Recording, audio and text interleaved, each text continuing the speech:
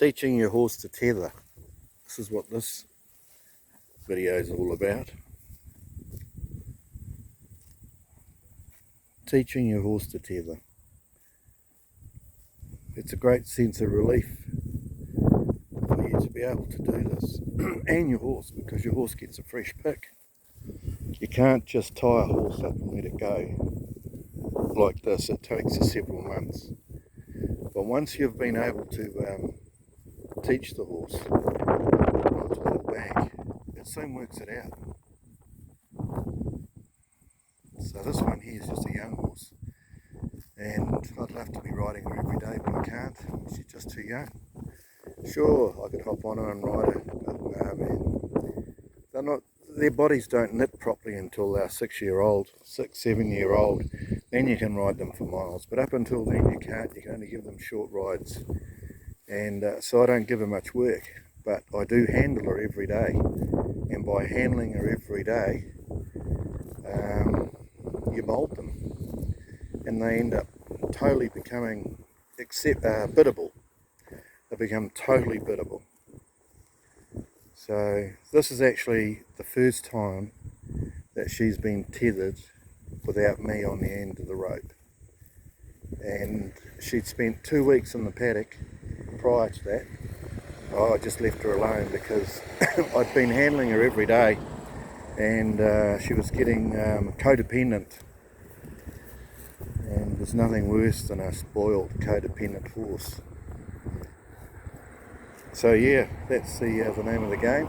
If you're a horseman and you've got a bit of time on your hand, as I do, I'm a senior, and so this is and she's my pride and joy, this one.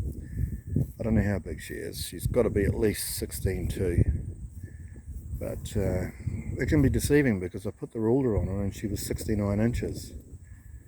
And 69 inches equates to over 17 hands, so perhaps she is in that region. Nevertheless, this is Stutz, and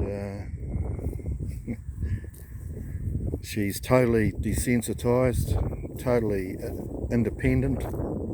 She doesn't worry about other horses anymore. She hasn't got those anxiety issues.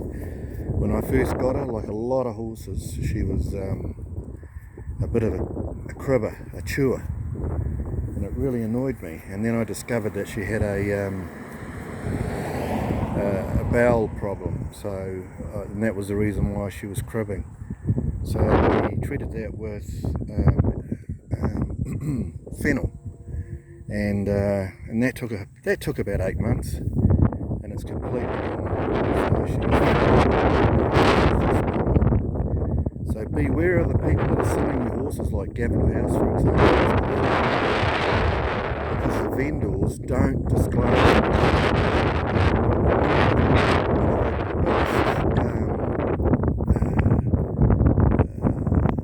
damaging.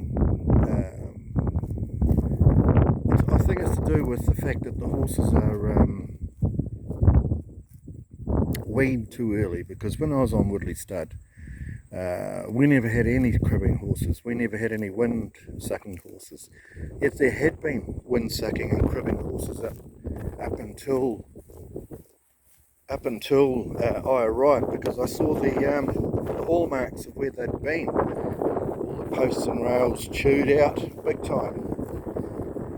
And I said to the boss, I don't believe that we should wean them until they're 8 months old, at least 6 months anyway, and not to introduce them to any hard feed until they're at least 6 months old.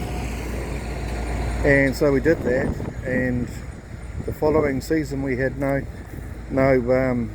season, when I stepped onto that farm, it was foaling season, and we introduced that method, and none of those horses ended up becoming windsuckers.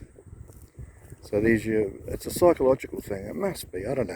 I don't understand it myself, but it's trial and error, as in everything. So I'm quite pleased with her. She gets ridden, she gets groomed, not all the time. I'm not a big fan of the la-di-da, combing the manes and everything, but she gets the Stockholm tail on her feet, and she gets shod when I ride her. And yeah, what more can I say about Stutz? Dependable, loyal, heaps of stamina, willing, level-headed. I can only say good things about her, so I'm very lucky to have her. End of story. So you're on googlemo.com, hit the subscribe button, because we need you. It keeps the channel alive. Hit the like button if you like the video and you like what I've said. Don't hit it otherwise, because you'd be telling a lie. End of story.